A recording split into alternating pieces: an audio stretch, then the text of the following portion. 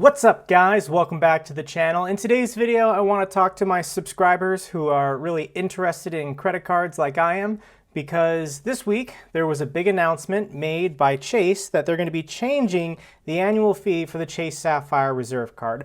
Normally this card has a $450 annual fee. They're going to increase that to $550 to match the American Express Platinum, and they're adding some various credits. But it's really fun for me personally to watch the reaction of the other credit card YouTubers and get their perspective on things. And let's go through a couple of them, and I'm just going to show some clips today. The first YouTuber let's check in with is Waller's Wallet. He's kind of a smaller channel, only about 6,000 subscribers, but I think he's pretty good.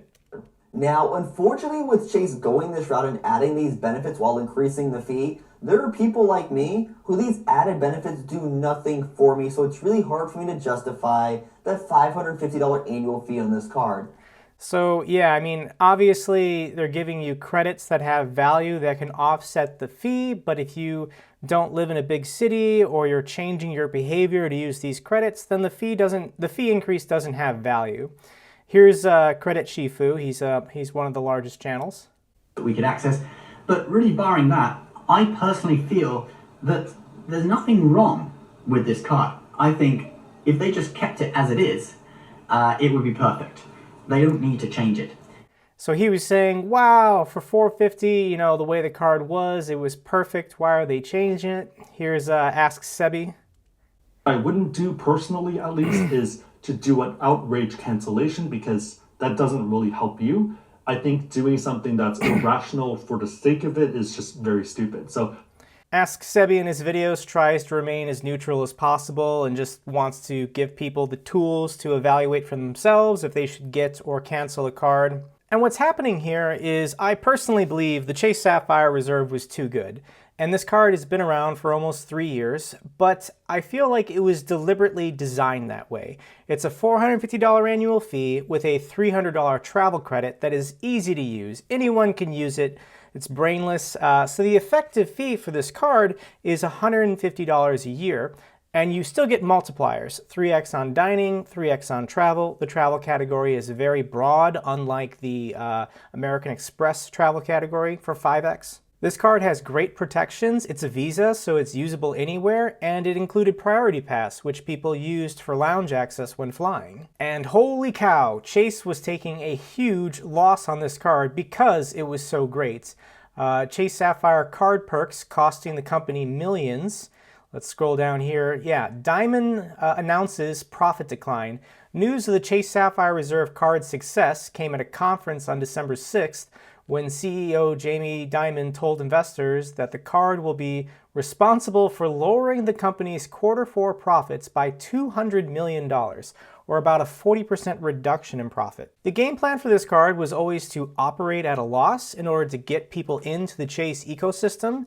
If you have this card and log on to the Chase portal, they do target you with, advertisements saying, hey, get a checking and savings account, get a brokerage account, use our other services. So they were basically using this as advertisements for themselves in order to get people into the Chase ecosphere in order to sell them additional services. But what I think was happening, and was always the game plan, was to design a fantastic credit card. A credit card that credit card nerds like me and Ask Sebby and Credit Shifu and Waller's Wallet would love, and that we would then talk about, and that we would then recommend to our friends. Chase actually stopped allowing referral links for this card, but they did for the first year or so. So how many people who said, wow, look at the fine print, this card is fantastic, I'm going to recommend it to all my family and friends. Now, a couple years later, they're changing the perks, they're raising the annual fee. I almost feel like Chase wants you, or wants me, to quit to this card. Obviously, I'm military if you didn't know, and I'm not paying the annual fee. But if I was paying the annual fee and they were to add these credits that basically I can't use in North Dakota, and they were to raise the annual fee another $100, I probably would cancel the card. And I think that's what Chase wants. I think Chase wants the credit card churning sort of community, these 100,000 subscribers that follow Ask Sebby and Credit Shifu. They want you to go away because you're costing them money. But they thank you for telling your family and friends about it, and to have ordinary people that don't read the fine print, that don't follow these channels. They're going to keep those people because those people are probably not paying their bill on time every month and using the credits and benefits to the maximum amount. I feel like this is a strategy. This is a legitimate strategy that credit card companies have been and will continue to employ in the future. Another good example of this happening was the Uber Visa card. Barclays Bank partnered with Uber and introduced a dining credit card, a cashback card that earned 4%. And this card was incredible. It was fantastic. YouTubers were raving about it. They were recommending it to everyone. And then their subscribers were recommending to their family and friends. Huge signups. Barclays Bank and Uber then waited a year or two, and then they changed the card. They switched it from a cashback earning card to a Uber credit earning card, and they reduced that 4% dining to 3x back to get Uber credits. I definitely think there's some serious strategy and long-term planning going on by these trillion-dollar banks, and they know this. They know if they introduce a hot product that these YouTubers will give them the best advertising they can get. YouTube ads, television commercials, magazine ads, like those don't work. Ask Sebby, Credit Shifu, these guys telling their subscribers, hey, positive expected value, get this card's fantastic. Those people get it. They then refer their friends. They then refer their friends and family.